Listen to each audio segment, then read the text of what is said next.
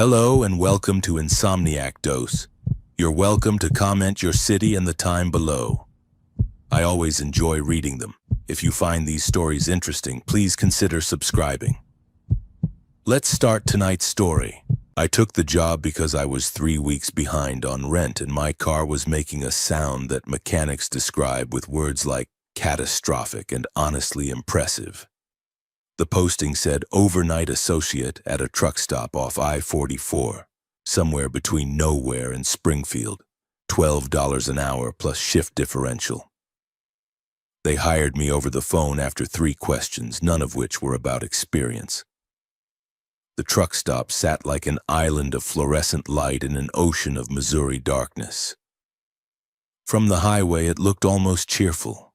Bright fuel islands, a diner with red vinyl booths visible through plate glass windows, and a convenience store that promised hot coffee and clean restrooms.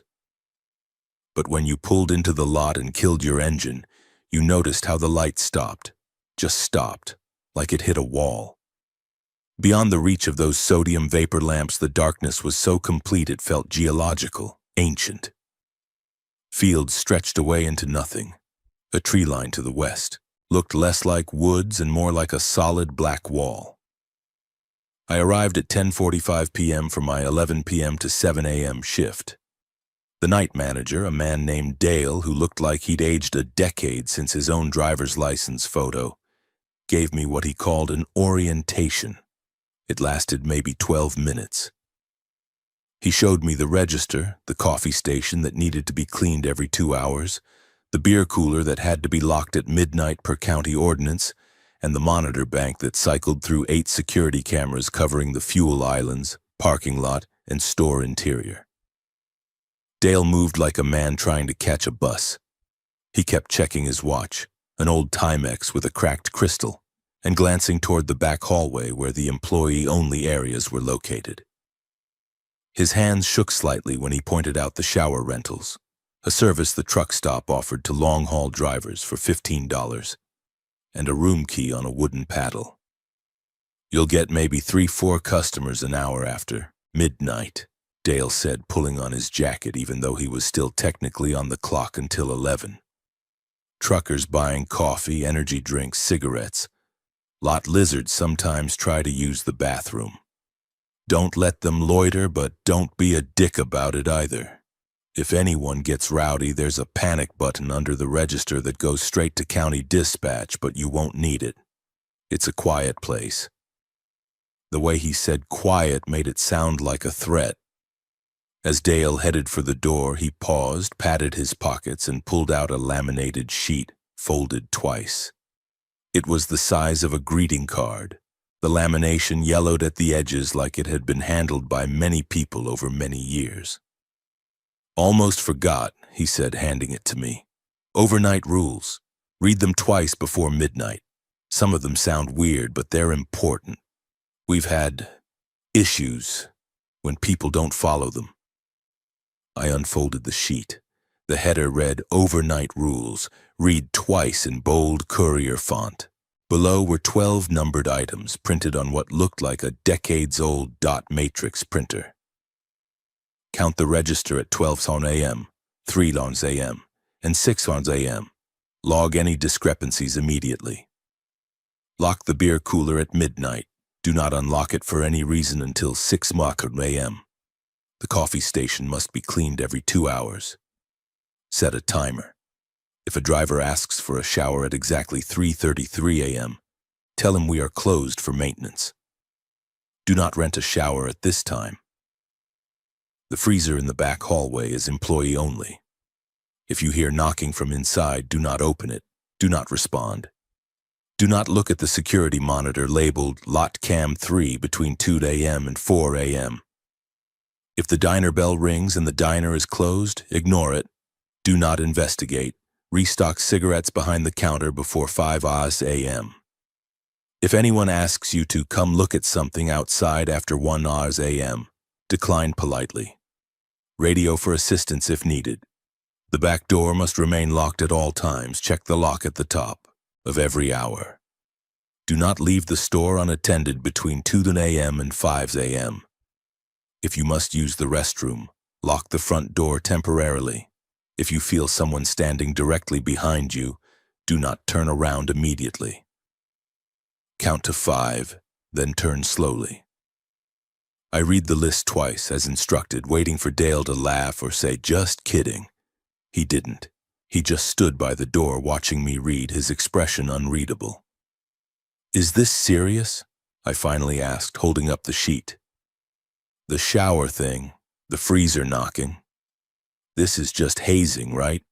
Scaring the new guy?" Dale's face didn't change. "Just follow the rules. You'll be fine if you follow the rules." He pushed open the door and cold November air spilled into the store. "I'll see you tomorrow night. You've got my cell number if you need anything."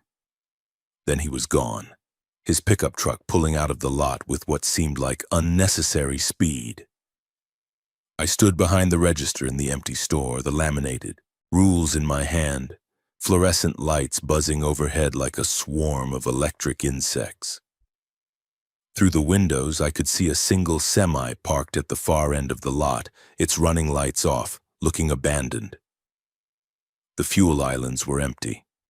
The highway beyond was dark, a single pair of headlights passing every few minutes, too distant to seem real. I told myself it was folklore. Every weird job has weird rituals. I used to work at a movie theater where we had to say goodbye to the projection booth before locking up, because supposedly a projectionist died there in the 1980s and people claimed the equipment malfunctioned if you didn't. It was bullshit, obviously, just a story to bond new employees, a shared mythology. This was the same thing. Had to be. I folded the rules sheet and tucked it under the register next to the logbook and a dusty box of receipts. The clock above the coffee station read 11:07 p.m. I had 7 hours and 53 minutes until sunrise. The first hour was so normal that it was almost boring. A trucker came in at 11:34, bought 2 energy drinks and a pack of Marlboros, paid in cash, and left without making eye contact. A woman in nursing scrubs stopped for gas and a coffee around midnight, looking exhausted in the way only hospital workers on double shifts can look. I locked the beer cooler per the rules, counted the register, everything matched, and settled into the rhythm of fluorescent hum and distant highway noise. At 12:40 a.m., I cleaned the coffee station, scrubbing the drip trays and wiping down the dispensers. The store was mine, a little kingdom of bright light and microwave burritos, and I felt myself relax. Dale had seemed paranoid. The rules were probably written by some manager with too much time and a dark sense of humor. I glanced at the security monitors. 8 screens in a grid cycling every 10 seconds, fuel islands, front lot, side lot. Interior aisles, diner entrance, shower hallway, back door, and one, labeled Lot Cam 3, which showed the rear parking area where trucks parked overnight. All of them looked normal, empty, safe. I pulled out my phone and scrolled through messages, half watching the door, waiting for the night to pass. That's when I noticed the time, 12:58 a.m. In 2 minutes, I wasn't supposed to look at Lot Cam 3 for 2 full hours, and I realized with a creeping sense of unease I couldn't explain that I desperately wanted to know why. The next hour passed in a strange tension I couldn't name. I sold a bag of chips to a man who didn't say a single word, just pointed and left exact change on the counter.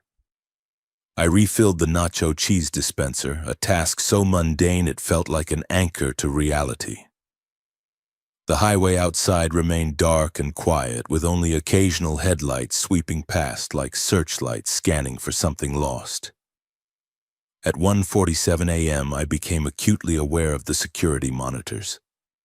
I'd been deliberately avoiding looking at them, which was absurd. They were right there, mounted on the wall behind the register, 8 small screens in 2 rows of 4. My job was to monitor them. That was literally part of the job description Dale had rattled off during my 12-minute orientation. But the rules had said not to look at lot cam 3 between 2 and 4 a.m. I told myself I was being ridiculous. I told myself that in 13 minutes I would look at all 8 cameras like a rational adult employee and nothing would happen. And I'd feel stupid for letting a laminated sheet of truck stop folklore get under my skin. At 1:58 a.m., I was staring at the monitors waiting. At 2 a.m., I kept my eyes on all of them except lot cam 3. The camera feeds were boring, beautiful in their boringness. Fuel Island 1, empty. Fuel Island 2, empty. Front lot, 1 sedan, probably an off-duty employee's car from the day shift. Side lot, nothing. Interior aisles, just me, visible on the grainy feed, standing behind the register like an idiot staring at the cameras. Lot cam 3 was in the top right corner of the monitor bank. I could see it in my peripheral vision. The screen looked fine, just a parking lot. Sodium vapor lamps casting orange light, white painted lines, dark asphalt, the tree line in the distance. But I didn't look at it directly, not because I believed anything would happen, just because the rule had said not to, and I was following the rules on my first night like a good employee, that's all. Perfectly rational. At 2:07 a.m., the monitors flickered, just once. A momentary disruption like a brief power hiccup, the kind that makes digital clocks blink 12 hours until you reset them. All 8 screens went dark for maybe half a second, then came back. I glanced at them to make sure they were working. My eyes touched lot cam 3 for maybe 2 seconds. The parking lot was there, the painted spaces, the distant lights. But something about the image was wrong in a way I couldn't immediately articulate. The perspective seemed off, like the camera had shifted on its mount. The painted parking lines looked stretched, elongated, as if the asphalt had been pulled like taffy. One semi-truck was visible in the frame, parked near the back of the lot, and it sat at an angle that didn't make sense. Too far back, too close to the tree line, which seemed nearer than it should be. And there was something between the trailers, not walking, not moving the way a person moves, sliding. Like a shadow being dragged by invisible hands, pulling itself from one pool of darkness to another, defying the fixed overhead lights. I looked away. My heart was pounding, a sudden adrenaline spike that made my hands shake. I stared at the counter, at the scratched formica, at a coffee ring stain someone had failed to wipe up weeks ago. I told myself it was a compression artifact. Digital cameras do weird things. Pixels glitch. Shadows behave strangely under sodium vapor lights. The camera was probably old, the feed distorted, the lens dirty. But I didn't look at lot cam 3 again. Minutes passed. 5, 10. I busied myself with tasks. I straightened the cigarette display. I wiped down the counter. I counted the energy drinks in the cooler twice because I forgot the number the first time. At 2:31 a.m., I heard the diner bell ring. A single clear chime, the kind of bell attached to a door to announce customers. The diner was closed. It had been closed since 10 p.m., locked and dark, chairs up on tables. I could see it through the interior window, the space dim and empty. I stood very still, listening. The bell didn't ring again. According to the rules, I was supposed to ignore it, not investigate. I looked at the security monitor showing the diner entrance. The door was closed. The interior was dark except for a single emergency exit light above the kitchen. Nothing moved. I remembered the rule about feeling someone standing behind you. Count to 5, then turn slowly. I wasn't sure if I felt anyone behind me, but my hindbrain was screaming that I did, that prickling, primitive certainty that you're being watched, that some apex predator has you in its sight. I counted to 5. 1, 2, 3, 4, 5. I turned slowly. The store was empty, aisles of candy, chips, and motor oil. Refrigerated cases are humming. Fluorescent lights are buzzing. No one is standing behind me, no one at all. But the air felt different, heavier, like the barometric pressure had changed, the way it does before a storm. I pulled the laminated rules out from under the register and read them again, slower this time, looking for details I'd missed. Rule 5. The freezer in the back hallway is employee only. If you hear knocking from inside, do not open it. Do not respond. Rule 7. If the diner bell rings and the diner is closed, ignore it. Do not investigate. Rule 12. If you feel someone standing directly behind you, do not turn around immediately. Count to 5, then turn slowly. These weren't jokes. They weren't hazing. Someone had written these rules for a reason, refined them, laminated them, and handed them to every overnight worker. I checked the clock. 2:44 a.m. Lot Cam 3 would be off limits for another hour and 16 minutes. I decided I would not look at it, not once, not even by accident. I busied myself with inventory, counting cigarettes, marking clipboards, doing anything to keep my eyes on tasks and away from the monitors. At 3:15 a.m., I heard a sound from the back hallway. A soft, polite sound, knocking. 3 measured taps, evenly spaced, like someone asking permission to enter. Coming from the direction of the freezer. I stood behind the register, pen in hand, staring down the narrow hallway that led past the restrooms and the mop closet to the employee-only freezer. The knocking came again. 3 taps. Patient. Waiting. I did not respond. I did not move. I stood there, in the fluorescent brightness of the convenience store, surrounded by candy bars and lottery tickets, and I understood with cold certainty that the rules were not folklore. There were instructions for survival, and I had already broken one. At 3:22 a.m., the back door opened, and I nearly jumped out of my skin.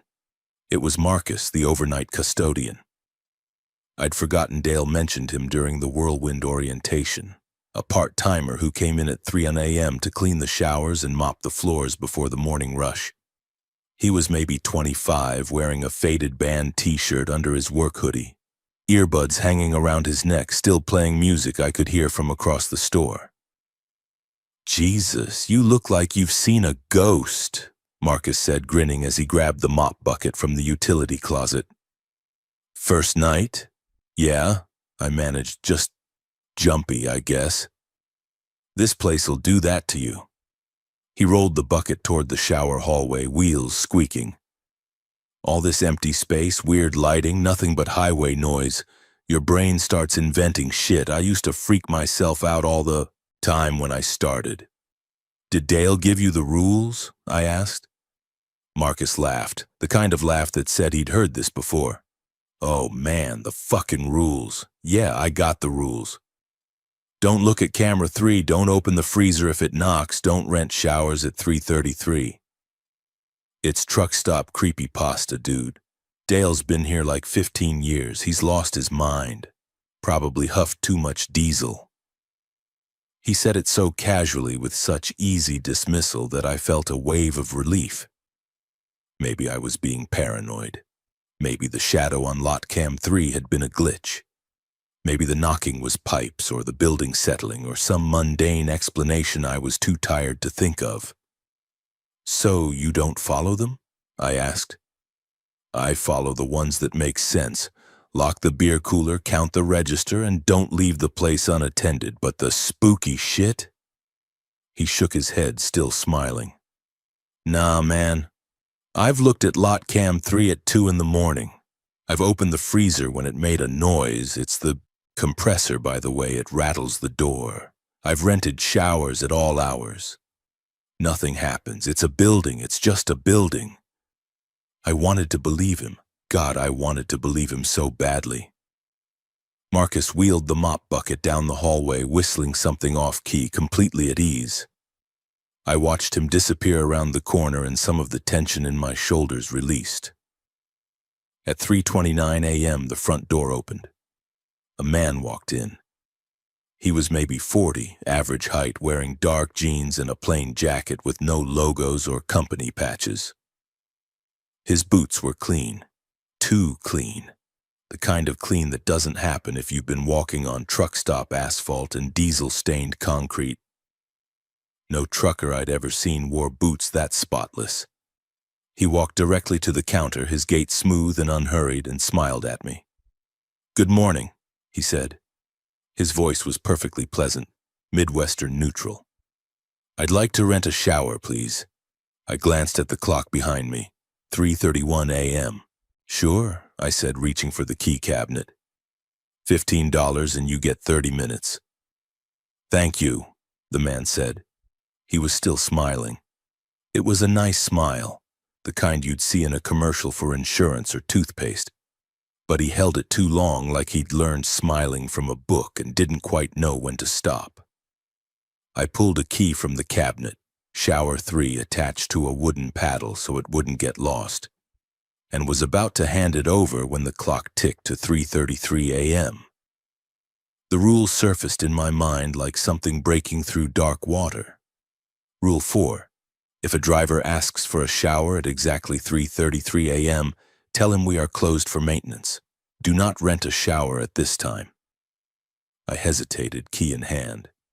The man tilted his head slightly, still smiling as if listening to something behind me, something I couldn't hear. "Is there a problem?" he asked. "Actually," I said, setting the key down on the counter, "the showers are closed for maintenance right now. Sorry, they'll be available again at 6. The man's smile didn't change. "I see. That's unfortunate." Then he said my name, not sir or buddy or man. My actual first name, clear and correct, even though I'd never introduced myself. My name tag was blank. Dale hadn't given me one yet. "I really need a shower," he said softly, still using my name. "It's been a long drive. I'm sure you understand." My mouth went dry. From the back hallway, Marcus's voice called out, "Hey, did someone need a shower? I've got 3 and 4 cleaned already." Marcus emerged from the hallway, pushing his mop bucket, looking annoyed at the interruption to his routine.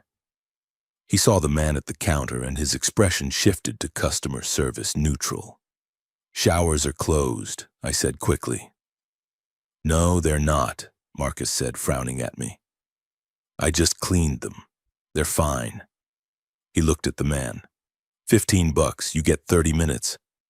"No," I said. "We're closed for maintenance." Marcus gave me a look that said I was being weird and difficult. Then he looked at the clock, saw it was 3:33, and something flickered across his face.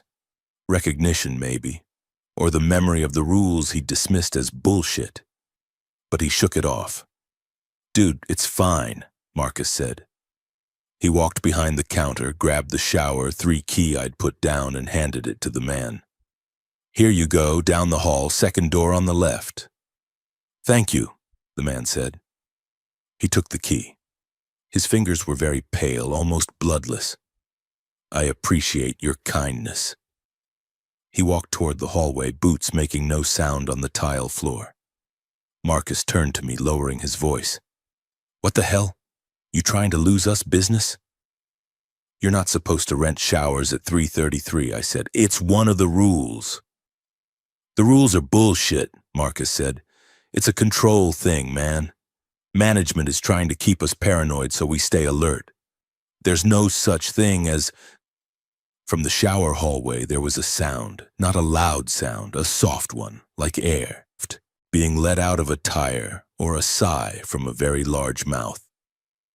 Then silence. Not quiet. Silence. The kind of silence that erases sound, that absorbs it, that makes you realize how much noise a building normally makes. The hum of coolers, the buzz of lights, the distant highway, and how terrifying it is when all of that stops at once. Marcus looked toward the hallway. His cocky smile was gone. "I'm gonna check on him," Marcus said, but he said it like he was trying to convince himself. "Make sure he found the shower okay." "Don't," I said. Marcus ignored me. He walked down the hallway, footsteps echoing in a way they hadn't before as the walls had gotten farther apart. He reached the shower door. I could see him from the counter, silhouetted in the hallway's dimmer light, and knocked. "Hey man, you good?" Marcus called. No response. Marcus tried the handle. The door was unlocked. It swung open. I couldn't see inside from my angle, but I saw Marcus's reaction. He went very still, his shoulders tensed. Then he stepped into the shower room. The door closed behind him with a soft click. I waited. 10 seconds, 20, 30. The silence continued, thick and wrong. At 45 seconds, I heard a voice from the hallway. "Hey," it called. "Can you help me with something?" It was Marcus's voice. The cadence, the tone, exactly right. But I knew with an animal certainty deeper than logic that Marcus was not asking me for help. I backed away from the counter, eyes locked on the hallway entrance. "Hey," the voice called again, still pleasant, still perfectly mimicking Marcus. "Can you come here for a second?" The shower door was open. I could see it from where I stood, hanging ajar, darkness beyond it. And in that darkness, something was standing. Not Marcus. Something that had learned his voice. I grabbed the laminated rules sheet and read it again, hands shaking so hard the plastic rattled. The rules were not a joke. The rules were all that kept you from being the voice in the dark. I dragged a shelf in front of the hallway entrance. It wasn't a large shelf, just a wire rack that held windshield wiper fluid and antifreeze, but it was heavy, and it made me feel incrementally less exposed. The voice that sounded like Marcus had called out twice more, each time sounding slightly less patient before falling silent. I locked the front door, flipped the sign to closed, and turned off the exterior lights over the fuel islands.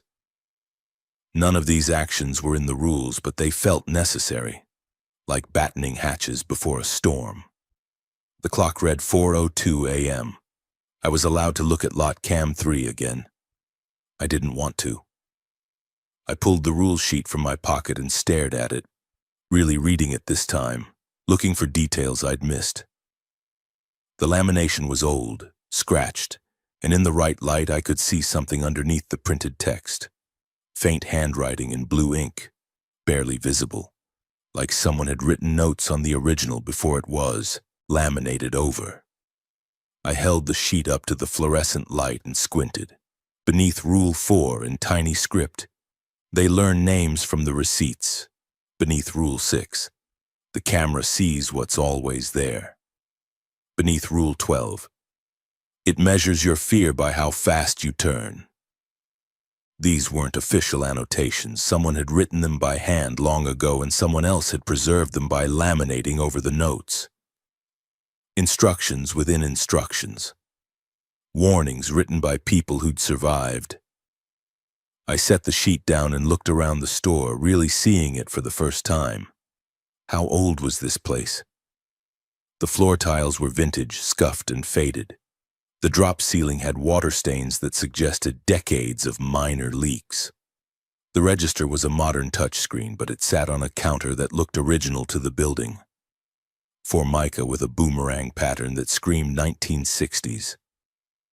I went into the back office, a cramped room with a desk, a filing cabinet, and a corkboard covered in OSHA posters and shift schedules.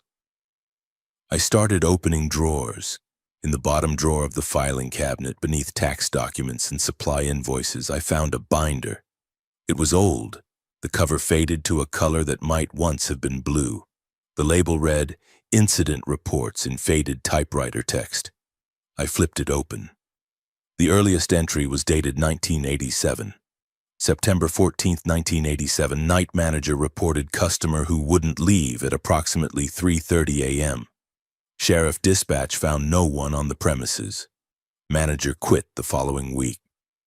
October 2, 1987, new night associate T. Hollis reported hearing voices from a closed diner. Described voices as familiar, like family, but wrong. No further details provided. T. Hollis did not return after the first shift. November 18, 1987. Sheriff called a truck stop for missing person report. Driver last seen entering the shower facility at 3:33 a.m. Shower key found on the floor. No evidence of foul play. Driver never located. Case remains open. Page after page. Year after year. The handwriting changed as different managers took over, but the incidents remained consistent. Customers who asked for things at specific times. Sounds from the freezer, voices mimicking employees, shadows on security footage, and every few years someone would disappear, a driver, a customer, once even a state trooper who'd stopped to use the restroom. The reports were written carefully, clinically, like the authors were trying very hard not to describe what they'd actually seen. Phrases like unusual occurrence and unexplained phenomenon appeared again and again, euphemisms wrapped around terror. In 1993, a manager named Patricia Chen had written a longer entry. After reviewing 15 years of incident reports, I believe this location is not haunted in the traditional sense. The building is not the source. The land is. Local Historical Society confirms this site was avoided by indigenous travelers. No campsites, no artifacts, no evidence of habitation. Early settlers called it the Dead Stretch because livestock would refuse to graze here. The truck stop was built in 1962 despite local opposition. Since then, patterns have emerged. The incidents cluster around specific times and behaviors. It's as if something here has learned to interact with human schedules and routines. It tests boundaries. When those boundaries are enforced, it retreats. When they're violated, it feeds. I have compiled a list of rules based on incident analysis. These rules will be provided to all overnight staff effective immediately. Clipped to the page was a photocopy of the first version of the rules, only 8 items handwritten, less refined than the laminated version I carried. But the core instructions were there. Don't rent showers at 3:33 a.m. Don't open the knocking freezer. Don't look at lot cam 3 during certain hours. The binder continued into the 2000s. Fewer disappearances, more near misses. The rules had been refined, expanded, perfected. When followed, they worked. When broken, people vanished or quit or ended up in psychiatric care trying to explain what they'd seen to doctors who prescribed medications and skepticism. The most recent entry was from 3 months ago, written in Dale's shaky handwriting. Night associate, K. Morris, violated multiple rules deliberately as an experiment. Morris opened the freezer at 2:47 a.m. after knocking was heard, reported seeing empty space but hungry. Morris rented a shower at 3:33 a.m. to a customer matching the description from previous incidents. Did not return to the shift. The county police investigation found no evidence of Morris after she left the store.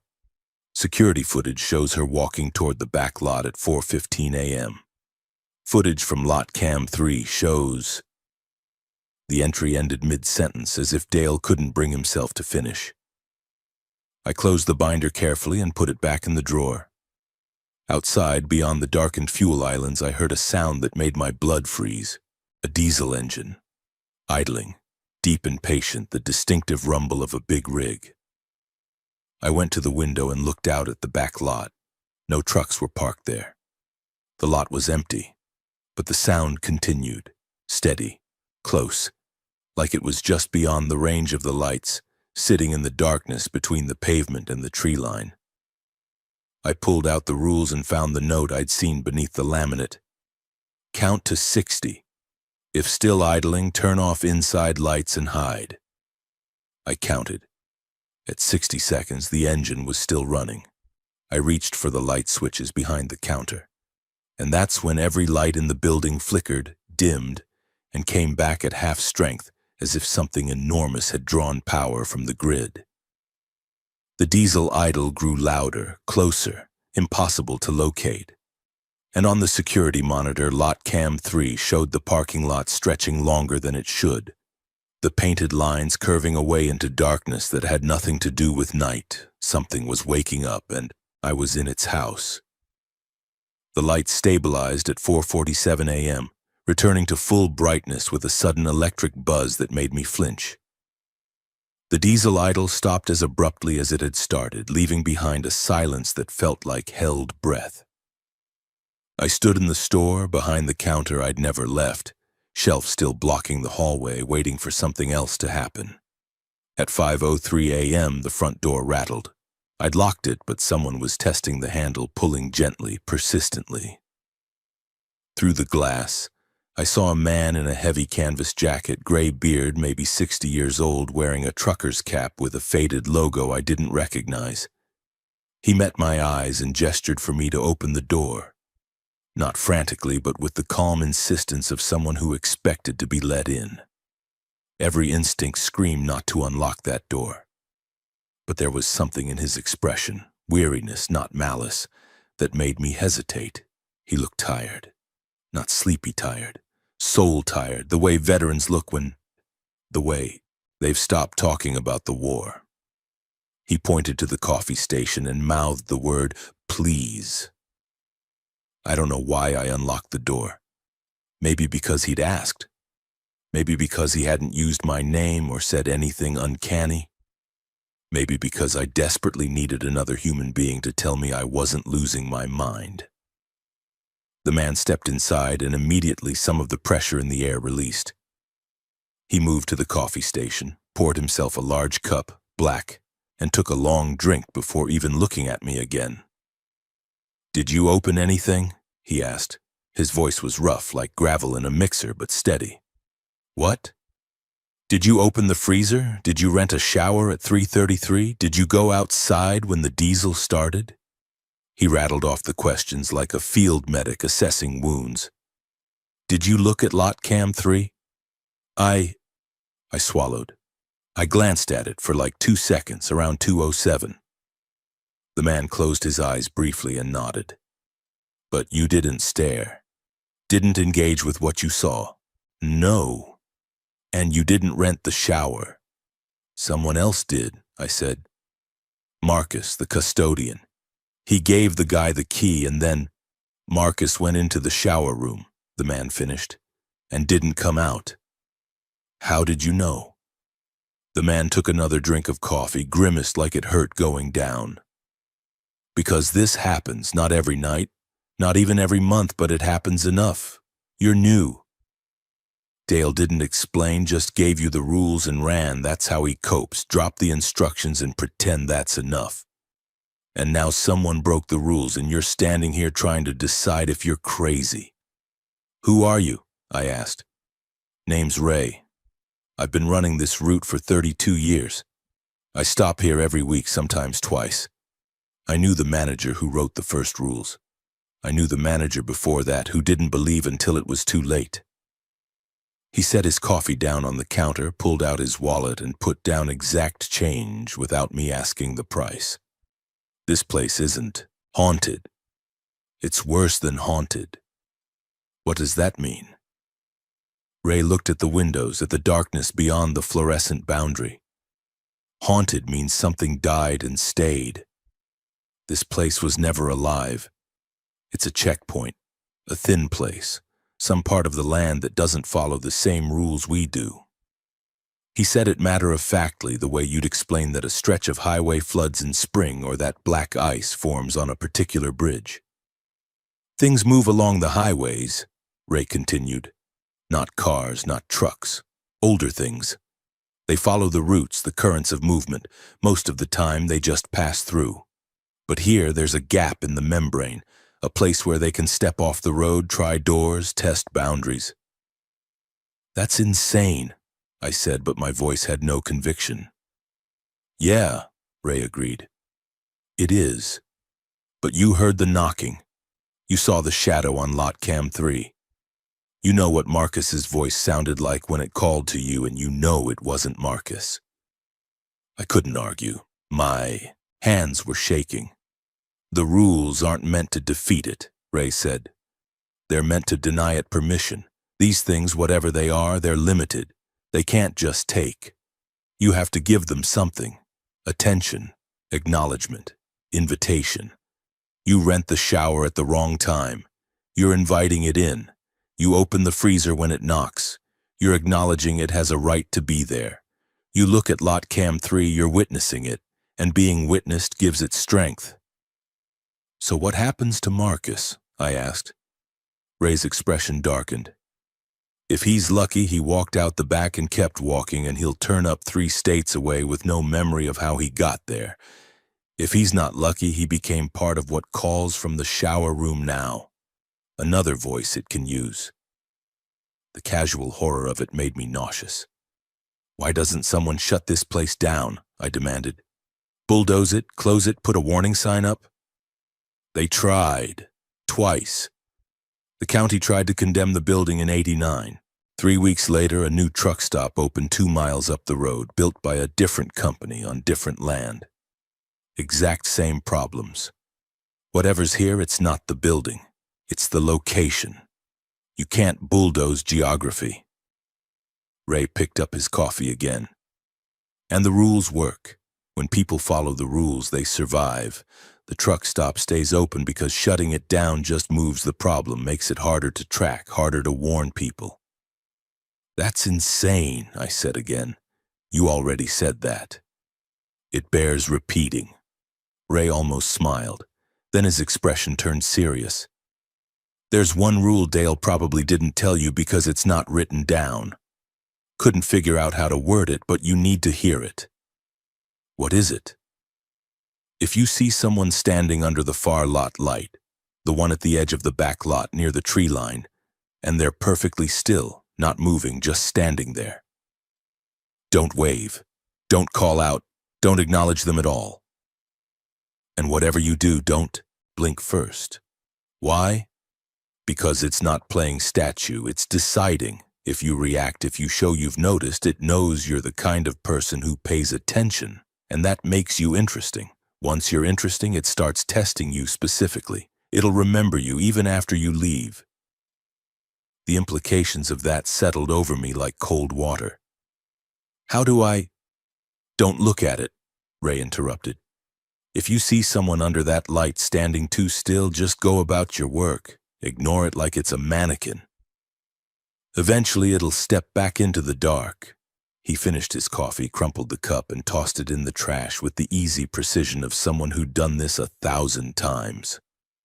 You got 2 hours until sunrise, Ray said, heading for the door. Stay inside. Keep the lights on. Follow the rules you've got left. You'll make it. Wait, I called. Where are you going?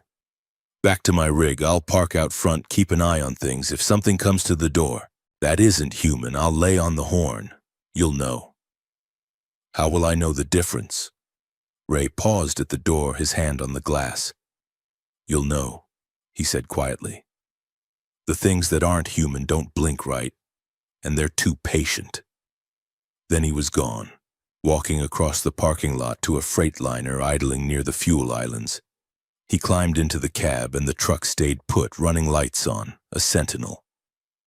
I was alone again, but this time I had context. And context, I was learning, was its own kind of curse. At 5:34 a.m., I saw the child. She appeared near Fuel Island 2, just outside the pool of brightest light, small and barefoot, wearing a thin nightgown that should have been inadequate for a November night in Missouri.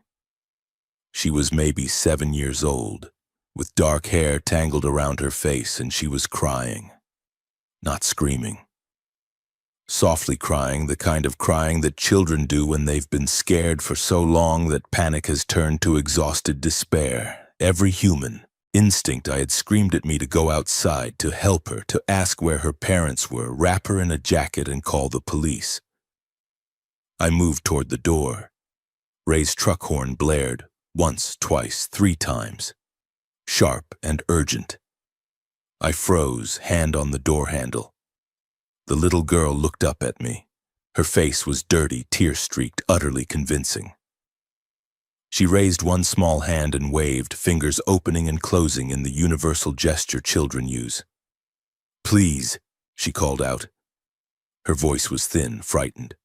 I'm lost. I can't find my mom. I stood at the door, paralyzed between empathy and terror. Ray climbed out of his truck. He didn't approach the girl.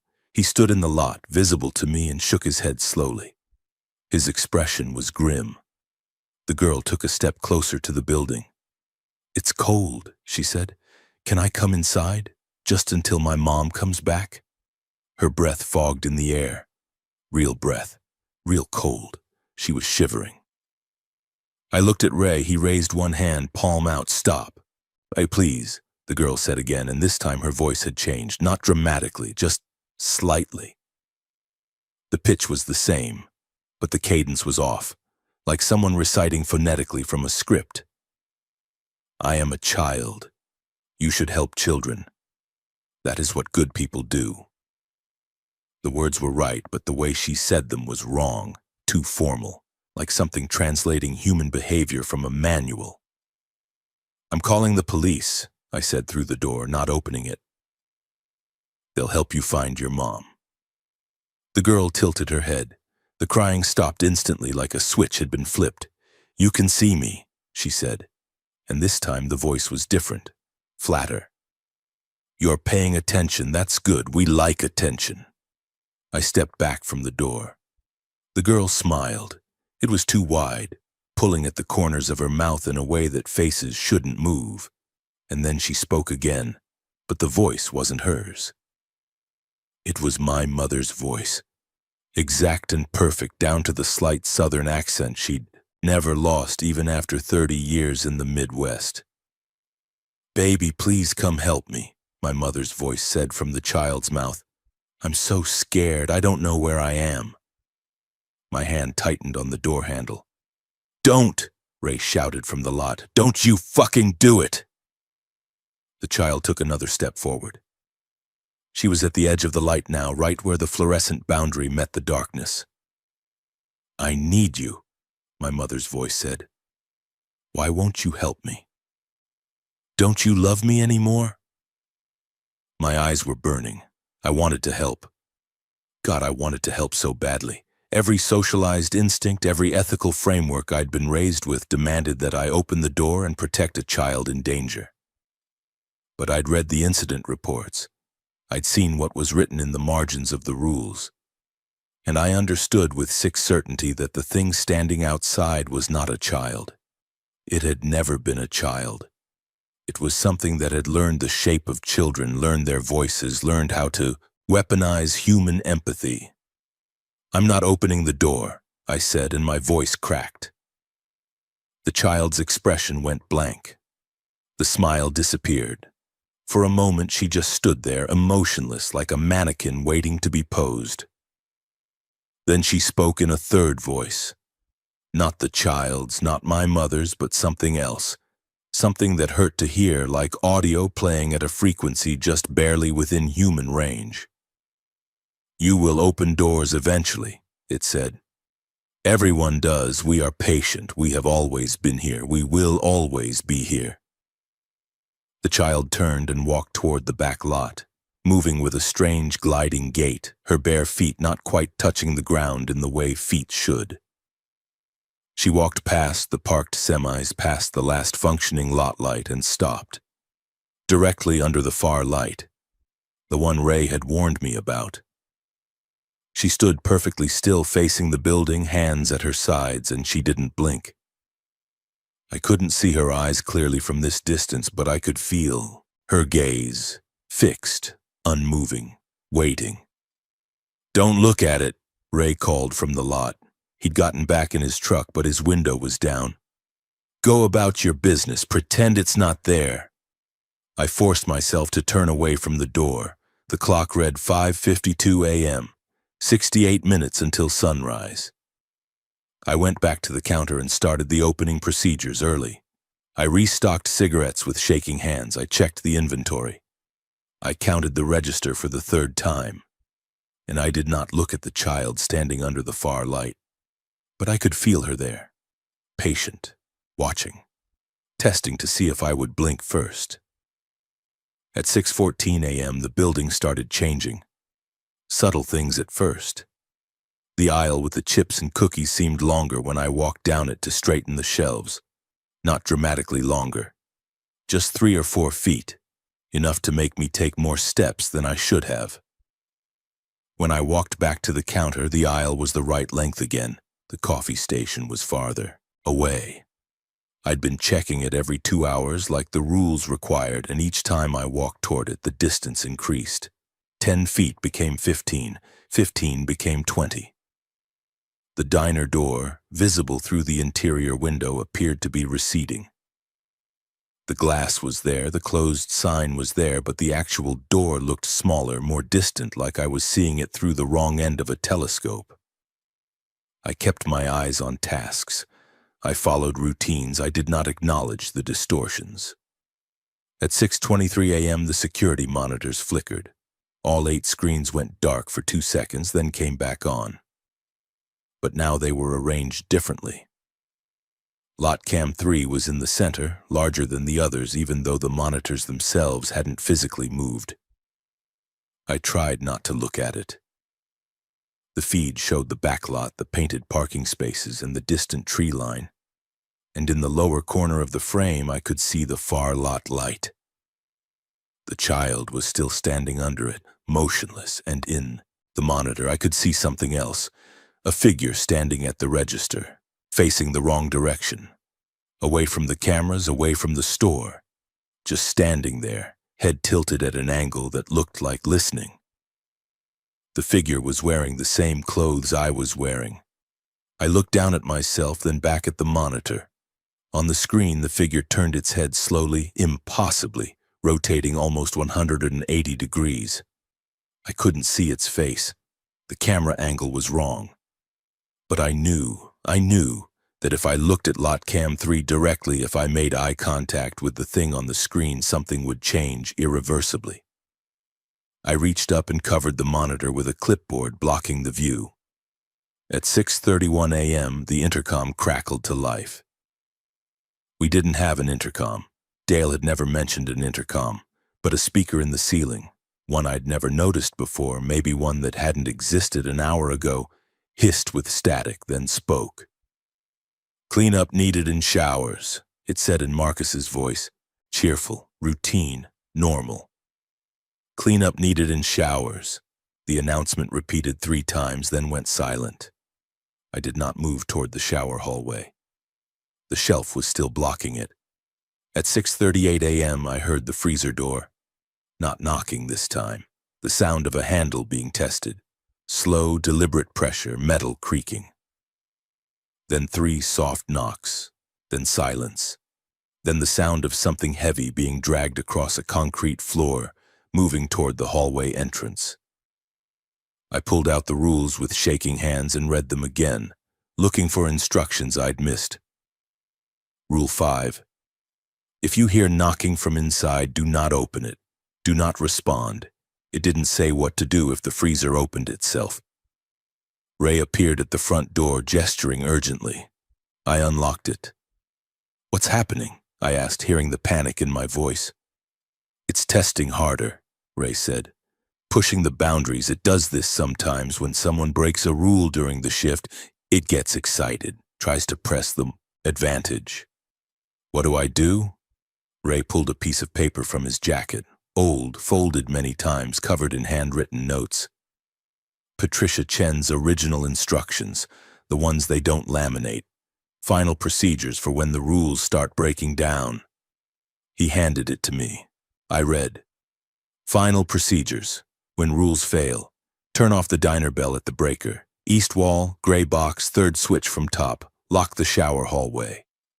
Use a deadbolt, not a handle lock. Cover Lot Cam 3 completely. Do not remove the covering until sunrise. Do not speak aloud after 4:10 a.m. Silence denies its language. If you hear your own voice, do not respond. At 6:45 a.m., turn off all interior lights except the register light. Remain at the counter. Do not move until sunrise." "It's past 4:10, I said. "I know," Ray replied, "but you can still do the rest. Follow the procedures. Survive the next 20 minutes. He started to leave. "Wait," I said, and my voice came out as a whisper. And what? What happens if I don't make it? What happens if it gets in? Ray met my eyes. Then tomorrow night someone else will work this shift, and they'll hear a voice that sounds like you, saying all the right things, asking them to open doors. He left. I stood alone in the deforming store, holding a piece of paper that represented 30 years of trial and error, of people learning how to survive a place that wanted them erased. I found the breaker box on the east wall behind a shelf of motor oil. The third switch from the top was labeled Diner. I flipped it off. I walked to the shower hallway, removed the shelf, and locked the deadbolt. The handle rattled once from the other side, testing. I covered lot cam 3 with duct tape and cardboard, layering it until no part of the screen was visible. I did not speak. At 6:45 a.m., I turned off every light in the store except the single fluorescent tube above the register. The store plunged into dimness. Outside, the parking lot lights were still on, but they seemed weaker now, struggling against a darkness that had nothing to do with the hour. I stood at the register, hands flat on the counter, and waited. At 6:52 a.m., I heard my own voice. It came from the back hallway near the freezer. Calm, rational, confused. "Hey, where did everybody go?" my voice called. "I think I fell asleep in the back. Can someone help me open this door?" I did not respond. "Hello?" my voice called again, closer. "Is anyone there? This isn't funny." I kept silent, the sound of footsteps, approaching, my own gait, my own rhythm. A figure appeared at the edge of the darkness just beyond the register light. It looked like me. Not exactly, the proportions were slightly wrong, the posture too rigid, but close enough. It smiled. "There you are," it said in my voice. "I've been looking everywhere for you." I stared straight ahead, through it, not meeting its eyes. "Aren't you going to say something?" it asked. "We should talk. About the shift, about what you saw, about what comes next." I counted my breaths, in, out, in, out.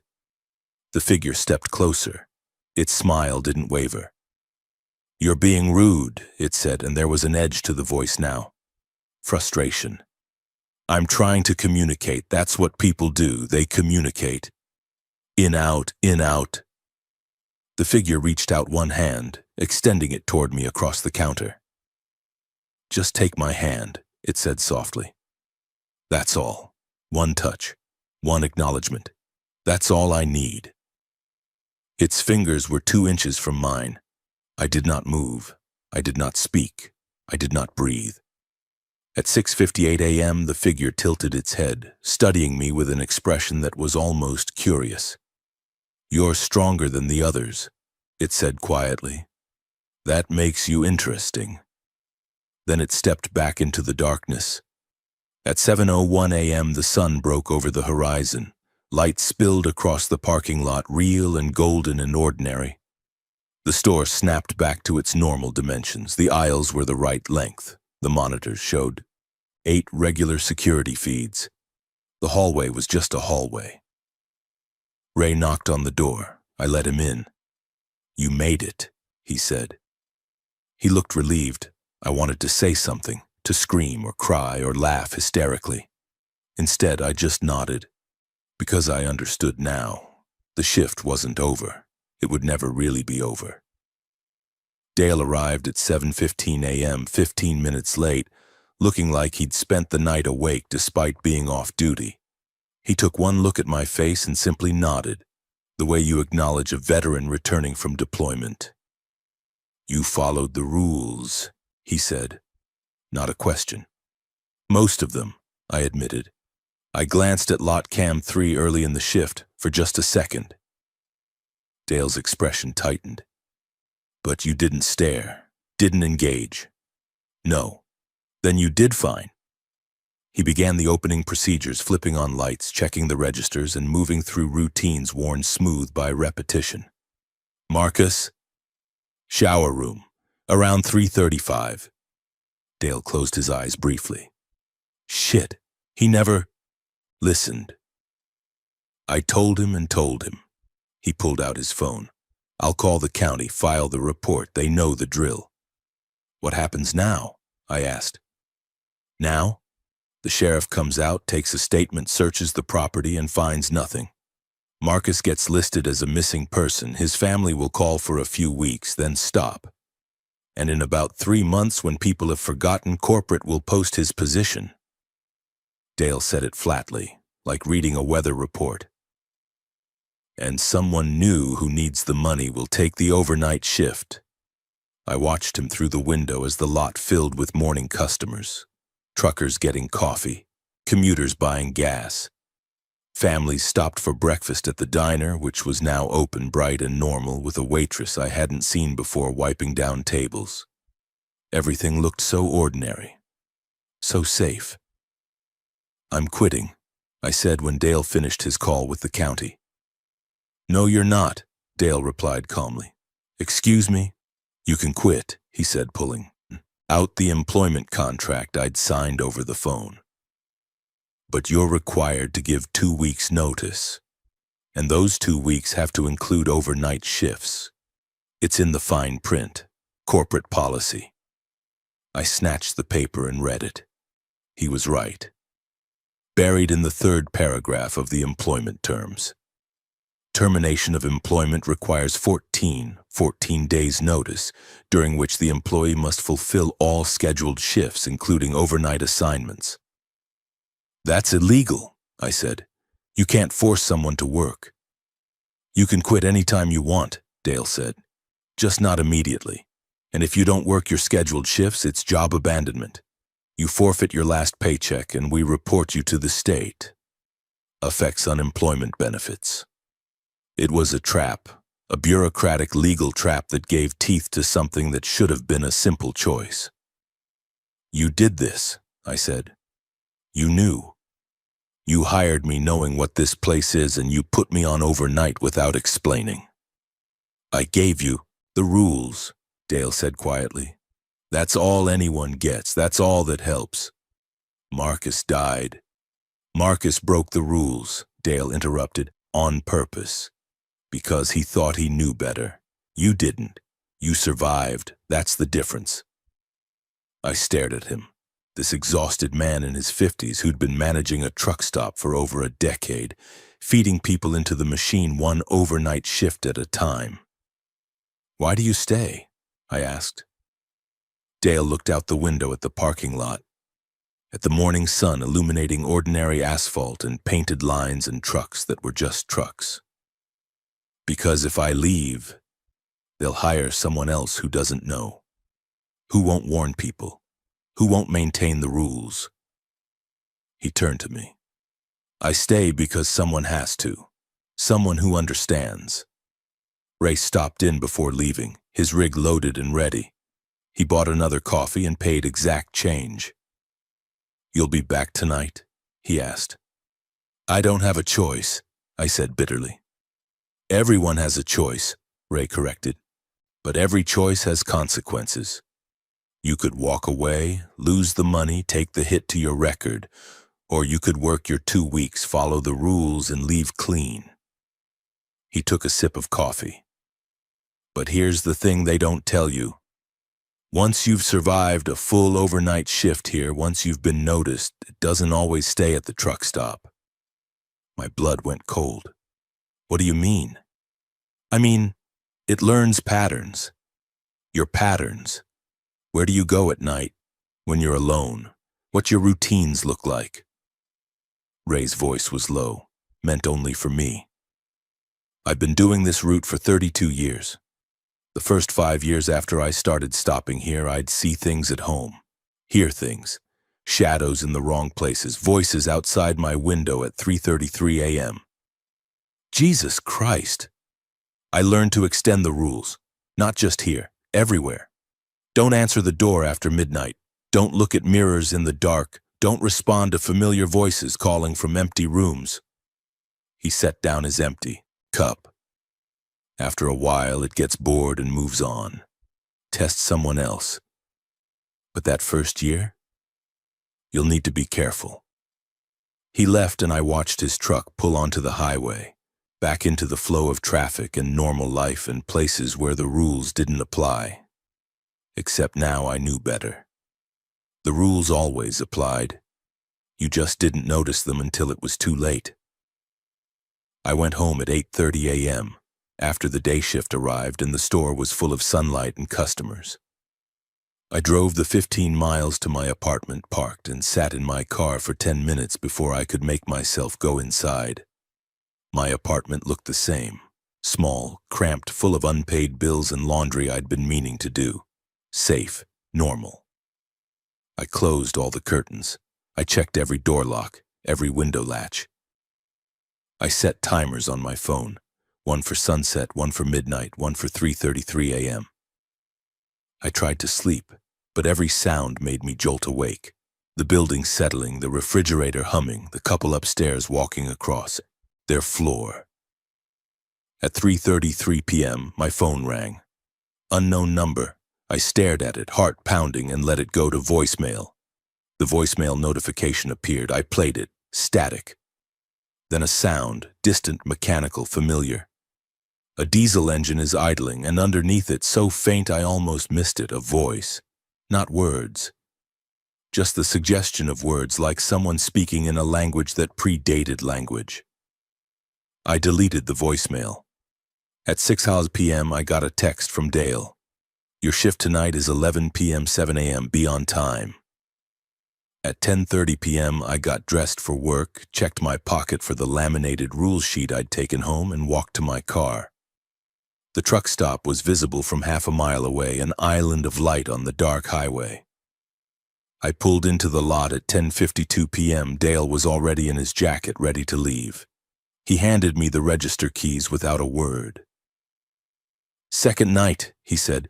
Statistically, second nights are quieter. It already tested you. It knows what you'll do. That's not comforting. It's not meant to be. It's just data. He paused at the door.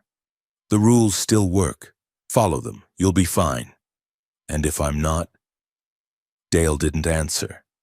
He just left, his truck pulling away with the same hurried urgency as the night before. I stood behind the register alone again, watching the darkness press against the windows.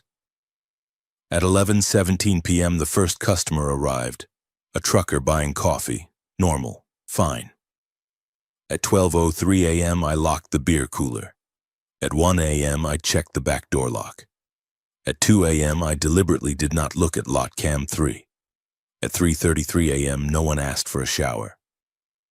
The night passed, slow, uneventful, almost boring. At 6:45 a.m. I realized I'd been holding my breath for hours. At 7 a.m. sunrise came and Dale arrived, and I was still there. Still alive, still employed, still trapped in a routine that would repeat 13 more times before I was free. If I were ever free, because Ray had been right. At 3:33 a.m., and while I'd been standing at the register following the rules, staying silent, I'd heard something outside my apartment window. Not at the truck stop. At home, 15 miles away. A sound like knocking. 3 soft taps, polite and patient, asking permission, waiting for an answer. And I understood with cold certainty that the overnight shift had followed me home.